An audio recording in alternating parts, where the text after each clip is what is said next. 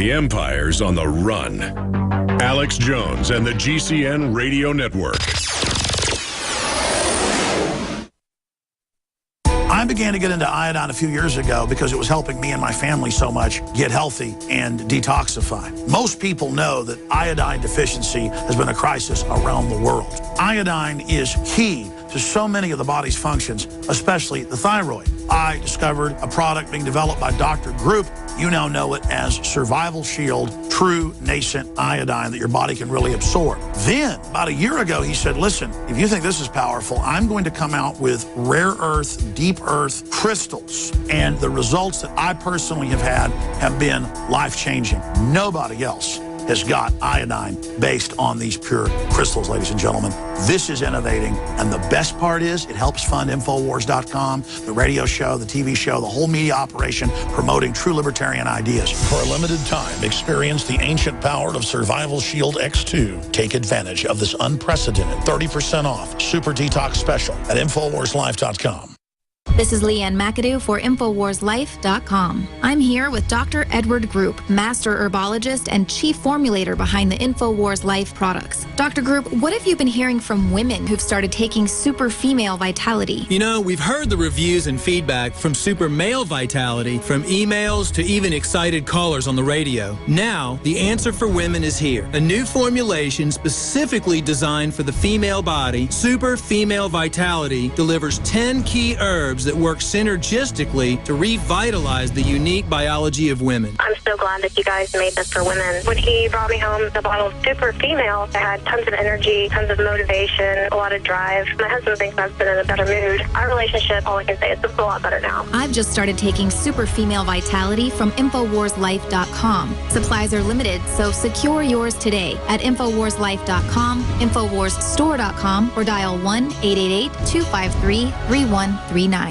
General, what do you think about the FBI saying that there's a terror alert on Monday about a potential Fort Hood situation? The police are shoving people, shoving Alex, shoving the crowd. Here we go, folks. I'm being assaulted. Whether it's the radio show, the news websites, documentary films, or the nightly news, InfoWars is the tip of the spear. Is this another false flag stage attack to take our civil liberties and put more homeland security while sticking their hands down on pants on the streets? It's up to us to set brush fires in the minds of men and women everywhere. And that's what PrisonPlanet.tv is designed to do. You watch, the Assad regime is going to be blamed or accused of using chemical weapons against the so-called rebels. What we see now is a war against reality. It's a war against the truth. It's more vital than ever that supporters of freedom become members of PrisonPlanet.tv and share their membership with up to 11 friends and family. Visit InfoWarsNews.com today. Become a member, share your membership, and help take the InfoWar to the next level.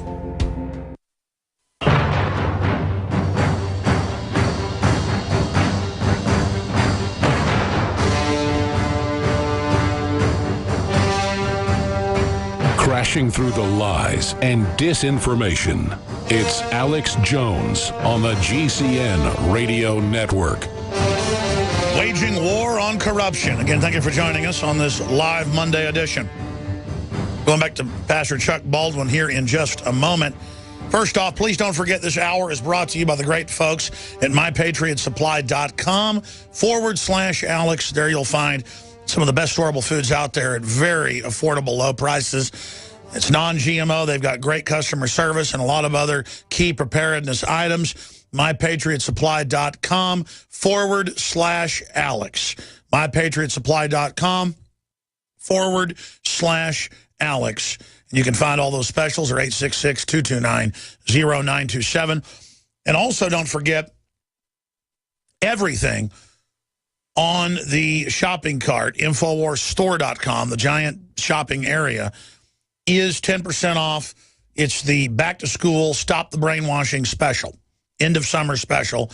Everything from InfoWarsLife.com, the books, the films, the videos. Pastor Chuck Baldwin's book, Romans 13, The Meaning of Submission, the true meaning. It's all 10% off across the board. That means if we already have sales going on a bunch of stuff, that's 10% on top of it. We've got 30-something% off the Fluoride Shield and Survival Shield X2 together. Then you get 10% on top of that. We've never had a sale across the board anywhere close to this. InfoWarsStore.com. or call toll-free and tell them 1010. At checkout, you put in 10 and get 10% off. So when you call, tell them 10 or 10, and you get 10% off across the board. 888-253-3139. All right, Pastor Chuck Baldwin, I'm going to try to give you the floor now to break down, and we have just posted the state-run church's article to the top of Infowars.com in the featured news. It just went live about 20 seconds ago, I'm told. So folks need to hit refresh on Infowars.com. I'm also going to put your column out on Facebook. We're going to send it out right now on Twitter. Tweet that for me as well, guys. This national survey and 2 years of research confirming the preachers know that they are deceiving people about what's happening. And again, the First Amendment clearly says Congress shall make no law respecting the establishment of religion or prohibiting the free exercise thereof or the press, and then it goes on to the rest of it. So how did the churches get to the point of saying, hey, you can't say abortion's wrong. Hey, you can't say Obama's a liar. Hey, you can't say funding Al-Qaeda is wrong. You just, I mean, I've talked to people from Baptist churches, that have, friends of mine, that have given me the printouts where they tell them, when you go to any Bible luncheon or you go to any retreat or anything, don't talk about politics or we're in violation of 501c3. So they've migrated that now from the preacher being a state-run church front man or woman down now to you're not even supposed to talk about anything with anybody from the church.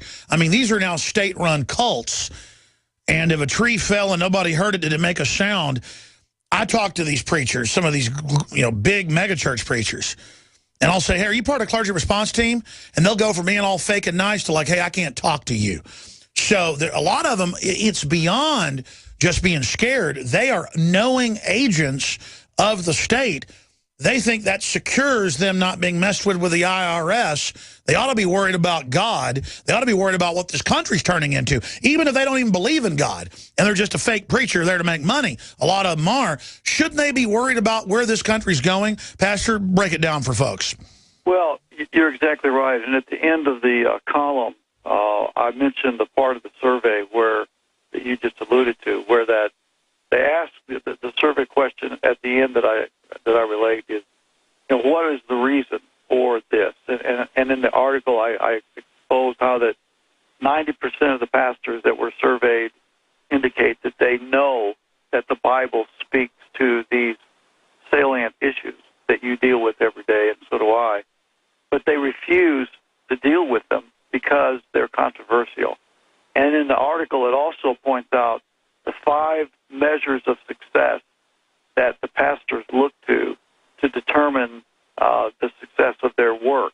And those 5 items are attendance, giving, number of programs, number of staff, and square footage of their building. That's the things they look to. As far as they're concerned, that's the measure of their success. It's amazing to me that they have nothing in there.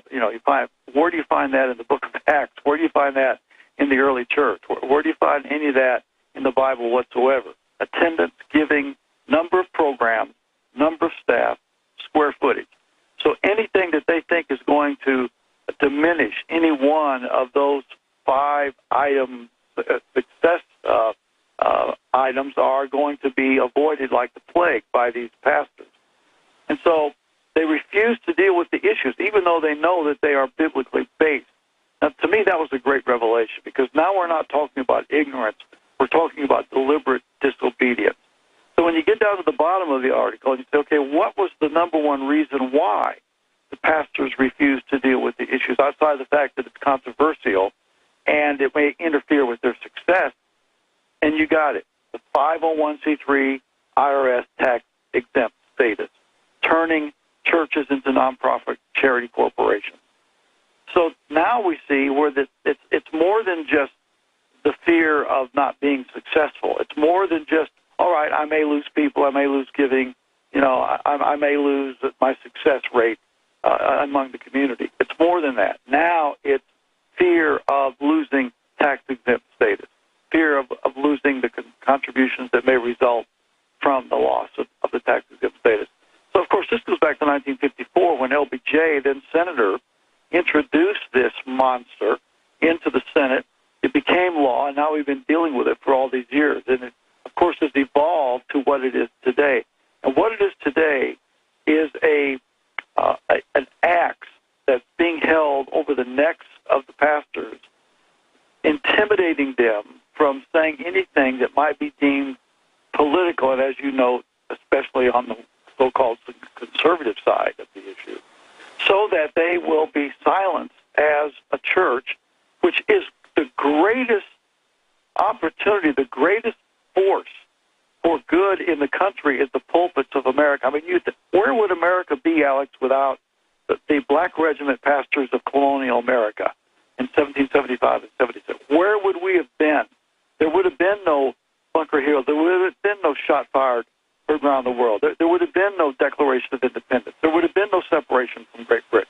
It all began from the patriot pulpits in America, where the pastors were speaking out for freedom and liberty and showing them the biblical reasons for this, that this is not just something that's a political issue, but this is a spiritual issue. It's a Bible issue. And here's why, chapter and verse. Here's the principle. Here's the doctrine. And they taught those issues to the people so that when the time came for those gallant men to stand on Lexington Green, which was just outside the church house at the Church of Lexington, where most of those men worshiped every Sunday with their muskets in hand in the early morning hours of April 19, 1775, and withstood the British, and 8 men immediately lost their lives when the British opened fire, and our Revolutionary War began.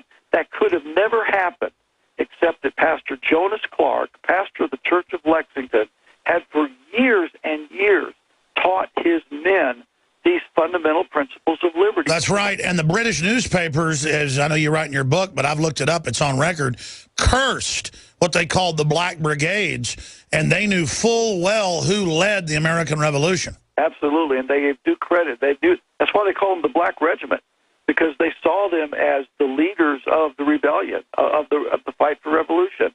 And they knew that the pastors were the ones that were giving them the moral and the spiritual inspiration to do what needed to be done. So what do we not have today that they had then? I mean, there's a lot of things that are exciting going on. The enemy knew what to do. They captured the church. That's right. Turned it into a government instrument. That's right. That's what we don't have. We don't have the patriot pulpit, Alex. And that's the whole purpose of my initiative, the Liberty Church Project, which it took me 2 months to launch. But now we have the money to do it, and we're launching. The application form is live. People around the country who want to start a non-501c3 church can go to the website, they can fill out the application, and we can begin the process of trying to go around the country and help these people start fresh, new, non-501c3 churches. And get this, there's a lot of pastors around the country, ordained ministers, hundreds of them that I know of, who are wanting a congregation that's not 501c3. You got to remember that there's a lot of these pastors whose eyes have awakened as well, Alex, and they're wanting to get out of that 501c3 system. And they want to find a group of people that are willing to have a non-501c3 church.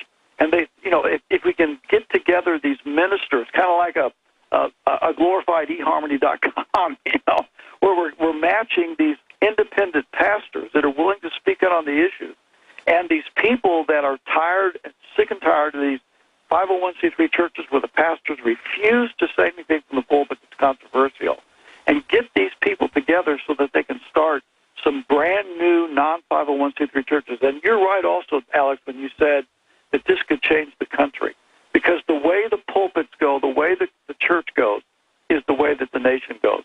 And if we can, over the next several years, make so that there could be hundreds of brand new non-501c3 churches starting up, people beginning to get aware, the message is going out, people are coming in. I mean, it could be revolutionary. The hope of America has never been in the White House. It's always been in the church house. And if you look at the last 50 years since the CIA on record took over the big churches and pushed the megachurch agenda and use it as a front and others, it's been about turn them into self-help motivational speakers who go in and make everybody feel good and then make the preacher a deity and then turn it into a big